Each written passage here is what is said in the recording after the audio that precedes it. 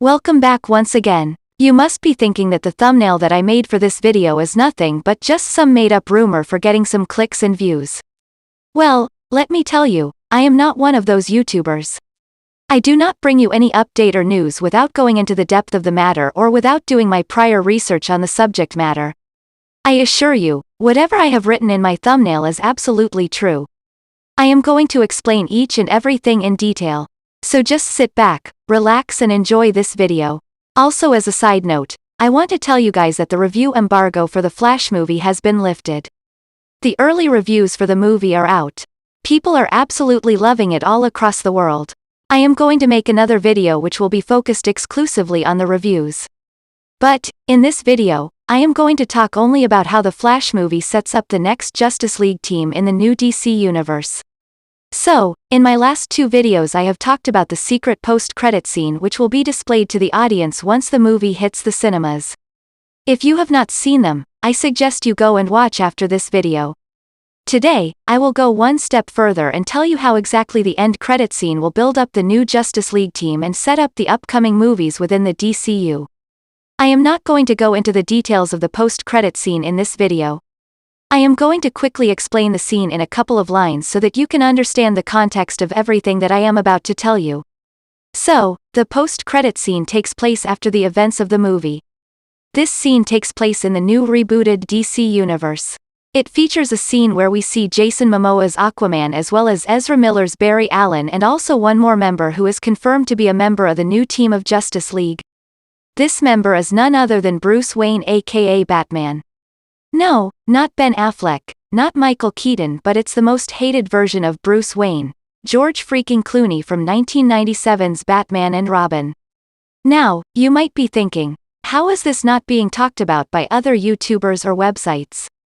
It is because, as I said earlier as well, Warner Brothers plan to show this post-credit scene to the audience only on the day of actual release of the movie, that is on the 16th of June. However, I got to know about the scene from some of my sources close to the production team of the movie. For those having a hard time believing me, I just request you to wait for one more week until you find out yourself while watching the movie. Just yesterday we got the news that Andy Muschietti plans to make a sequel for the Flash movie starring Ezra Miller once again. Variety has reported that the script for this sequel is already written and completed. I am not much aware about the controversy behind the scenes surrounding Ezra Miller, so I would rather not comment anything on that.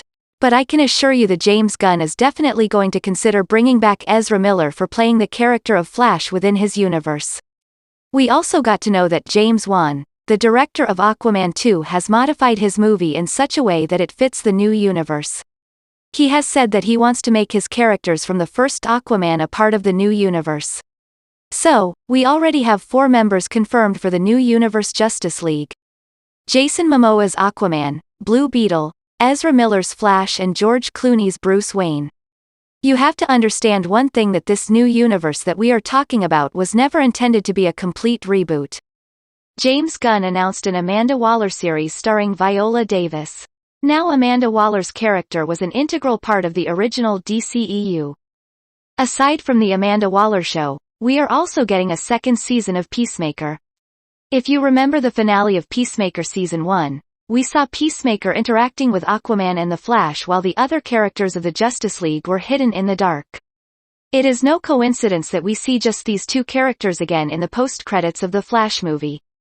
It is because Aquaman and Flash were always meant to be played by Jason Momoa and Ezra Miller respectively, even in the new universe. Okay, before going further, I just want to make a small request. Talking about comic book movies, games and TV shows is my biggest passion. If you want me to continue doing this, I just want to make a small request. Please like this video and subscribe to my channel. It means the world to me. Okay, let us come back to our topic. Now, some of you may wonder, how can Superman be played by a young actor like James Gunn mentioned while Batman will played by a 61-year-old George Clooney? Guys, you need to understand that not everything has to be comic accurate. In the Flash movie, Batman is played by a 72-year-old man while Supergirl is played by 27-year-old actress. No one really cares. What I mean to say is that as long as the movie has a good script, these minor things don't matter too much in the larger scheme of things. Plus George Clooney is in a very good shape physically. He can easily play the role of a billionaire playboy in his mid-40s. Plus what I heard from my sources is that James Gunn's universe is not going to be heavily focused on Batman. He wants to give more importance to other iconic DC characters that never got the spotlight they deserve till now. For example, Green Lantern, Martian Manhunter, Booster Gold, Blue Beetle, Nightwing and Zatanna. He wants to make Superman the center point of his universe. In my view, it is not wrong because we have been getting so much Batman-related contents over the years. Make no mistake, I am a die-hard Batman fan and I love his character more than anyone. But I have to admit that there are other iconic characters in DC who really need more attention. My sources have said that James Gunn wants to use only the Bruce Wayne alter ego more often rather than the Dark Knight. If you recall, James Gunn actually did say this in his DCU Phase 1 announcement that he is going to focus more on the extended Bat family, Robin, Nightwing and Red Hood in the upcoming Brave and the Bold movie. That does not mean that we are not going to see Batman within the DCU. He would make appearances now and then of course, but it would be just to build up a future storyline or promote some other lesser-known characters. And that is actually a good thing because I feel George Clooney was a perfect Bruce Wayne. You can question his Batman portrayal but not his Bruce Wayne. He is still my favorite Bruce Wayne. In fact, I even love his Batman. Personally, he is my favorite Batman along with Christian Bale. I will come to that later. But, we already have a standalone Batman franchise headed by Matt Reeves where we can get as much Batman screen time as we want. Batman will still get the attention and spotlight he deserves but in his own standalone universe. I think Robert Pattinson's Batman franchise will now turn into a full-on universe because I do not think they are going to stop at just a trilogy. I can guarantee at least 5 Batman movies in the franchise if not more. Plus, we will get a number of spin-offs like The Penguin Show, The GCPD Show and many more. I think we can call it a Gotham Cinematic Universe for all intents and purposes. I think Warner Brothers have made a separate Batman franchise because they would be focusing more on the lesser-known characters within the DCU. I have also heard that James Gunn wants to make a Batman Beyond movie at some point. So if you look logically, George Clooney is already 61. After playing Batman for like 8 or 9 years, he can easily play the role of an old Bruce Wayne and we can get the perfect live-action Batman Beyond movie that we always wanted. And if we suppose had a young Batman actor who is 30 years old, we would have had to wait for at least another 35 years to get a Batman Beyond movie within the DCU. So for fans of Batman Beyond, I think this is the perfect plan. Moreover, if you look at the overall world that James Gunn is creating with characters like Blue Beetle and Peacemaker, you can easily understand that his world is not as dark or serious as the typical DC movies that we have grown up watching. He wants to make a universe which is light-hearted, fun, colorful and can be enjoyed by people from all age groups. So in a universe like this we cannot expect a brutal Batman like Ben Affleck or Robert Pattinson because they will never fit in that world. I know most of you hate George Clooney's Batman. But I will not act like I am one of you because I actually loved his version. I think his version was the most comic-accurate version of Batman till date. Nowadays, it has become a fashion or a trend to show Batman as this dark monster with a demonic voice who is angry all the time. They almost forget that Batman is as much a symbol of hope, compassion and positivity as he is a symbol of vengeance.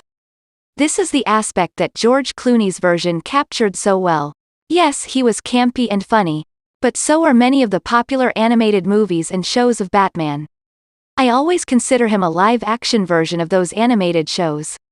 His Batman is the only one who has not killed a single soul and is probably the most compassionate live-action version of the character. The ending of Batman and Robin, where he saves Mr. Freeze and also vows to save his wife, was according to me the most Batman-accurate moment ever. Batman is not a skinny depressed teenager with extra long silky hairs. Neither is he a guy who carries guns and murders people in cold blood. In fact, Peacemaker Season 1 featured a scene where Peacemaker talks about Batman's no-kill rule. It was because Peacemaker was always part of the new DC universe. In his universe, Batman hasn't killed anyone. So, it cannot be Ben Affleck's Batman for sure. Now, which Batman has not killed? Not Christian Bale because he actually did kill a few although it was unintentional. That only leaves us with George Clooney. So, I feel this was always the plan from the very beginning. So that is it for this video. I am again reminding you that this universe which James Gunn is talking about is not a complete reboot. I further would like to add that his universe is going to be light-hearted, fun, and obviously it will have movies with great storyline. I am really looking forward to it. If you have any questions, please comment below. Thanks for watching. Have a great day.